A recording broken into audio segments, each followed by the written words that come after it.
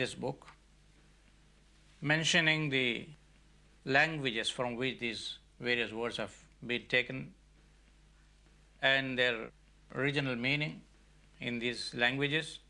Mostly these words are either from Persian or Greek or Hebrew or Latin. So I have mentioned these words, these languages. I have given a history of the languages from which words have moved to Arabic and the points of contact between Arabic and these languages, and the various phonetic changes, semantic changes, that is, changes in meaning and changes in sounds when these words came into Arabic. So words have changed their meaning, they have changed their phonetic structure. So all this I have mentioned in detail.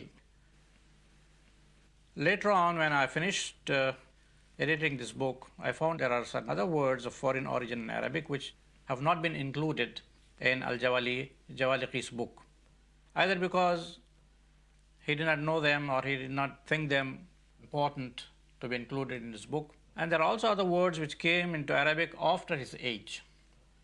So I wanted to complete this process. And my second book was Al-Qawl Al-Asil Fima Fil Arabiyyati Min Al-Dakhil. I made a study of about 500 words which have not been included in Al-Jawaliqi's book that has been published. And later on collected another 500 words in a book called Sawa'u Sabil Fima Fil Arabiyyati Min Al-Dakhil. It is about to be published. Then I found that in the history books and tafsir books, there are a lot of words, names of the prophets that have been mentioned in the Holy Quran. Of course, their names of their wives and children have been mentioned in the tafsir books, in Sirah books, names of kings who were contemporaries of these prophets. And these names, mostly they are Hebrew, and they have been completely, in most cases, they have been changed in Arabic, because these are foreign words and they did not know the real meaning of these words. So they have undergone a lot of changes. So I have collected all these names of the prophets that have been mentioned in the Holy Quran, names of their wives and children, and the names of the kings and places connected with the lives of these prophets. All that I have mentioned in a book called Al-I'lam bi Usul Al-A'lam. There I have mentioned the words in the original languages, Hebrew or Greek, mostly Hebrew, some of them in Greek. Another, there is a book which was probably the first book, that is Dakhil fi al-Lughat al-Arabiyyati al-Hadithati wal-Lahajatiha. That is foreign words in modern Arabic and Arabic dialects. There I have mentioned about 1,000 words that are currently used in Arabic language in various parts of the world, Arab world, also in classical, not classical, but in modern Arabic, written Arabic. These are the books that I have written in the field of Arabic philology, especially the field of foreign words. The second field in which I have worked is teaching Arabic as a foreign language, where I have written one of the most important books is Durus al-Lughat al-Arabiyya لغير الناطقين بها, in 3 parts. And this book was written as there was a need for such a book.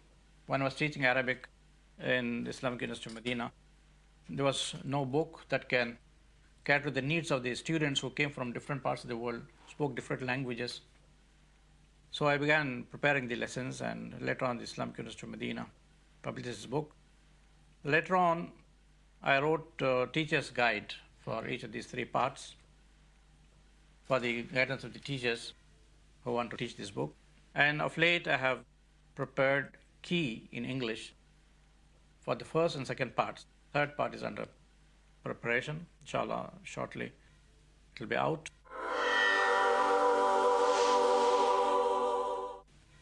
So that is in the field of teaching Arabic as a foreign language.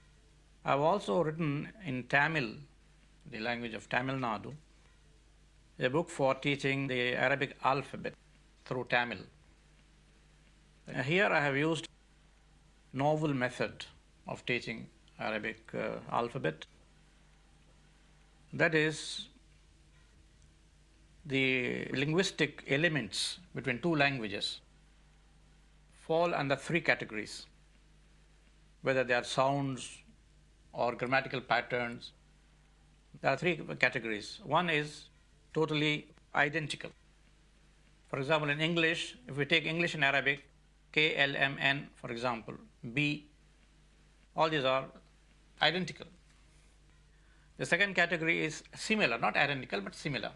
Like P, P is similar to B, but not totally identical. The third category is totally different.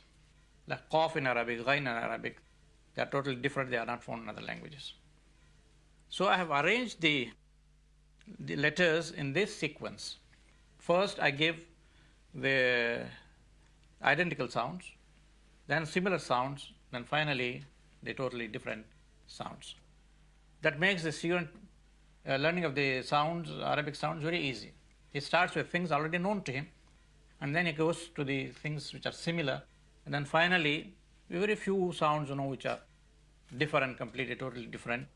He doesn't find so much difficulty in learning these totally different sounds, foreign sounds with regard to his language.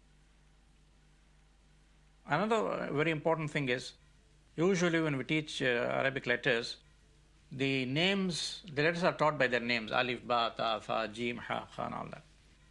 I have followed a different pattern. Sounds, these letters without their vowel value are dead letters. I started with ma, mi, mu, always with a vowel, short vowel, and then I teach the long vowels. And each lesson has got only one new element, so that the student is able to, if he learns this new element, he is able to read all the words that are given in the exercises by himself without the help of the teacher. So the learning time has been cut by about 2/3. It is only in 1/3 of the time he was learning before. Now he is able to learn. This book is widely used in Tamil Nadu in Arabic schools, and an English version of the same book is under preparation. It may very soon be published, inshallah. These are the books that I have written in these two fields. There's one book in English which is Hajj, Umrah and Ziyarah. That is in the Islamic field. But all other books are in these two fields of Arabic philology and Arabic teaching. What are your plans for writing other books in the future? I have already mentioned a few books in reply to the previous question. But there are other books also which I'm planning to write. One of these books, inshallah, will be updating my first book, Foreign Words in Modern Arabic. That book has become outdated because it was written about 20 years ago. So I'm actually written part of it, updating this book and mentioning the words which have come into Arabic use after the time. Secondly, another field, a similar field connected with this subject of foreign words, I'm interested in writing about Arabic words in European languages. There are a lot of Arabic words that are being used. That should be very interesting. Yes. There are certain books on this subject. There is a book in German, Low Coach. He has written about Arabic words. He doesn't say specifically Arabic words, but he says Islamic words of Islamic languages, words from Islamic languages in European languages. He includes Turkish and Malay and all that. But I want to write about Arabic words that have been passed into many of the European languages like English, French, German. Spanish has got a very large amount of Arabic words, in the same way Portuguese. So that will be an interesting book, inshallah. I have collected the materials and it has to be edited, inshallah. Inshallah. Another book in the field of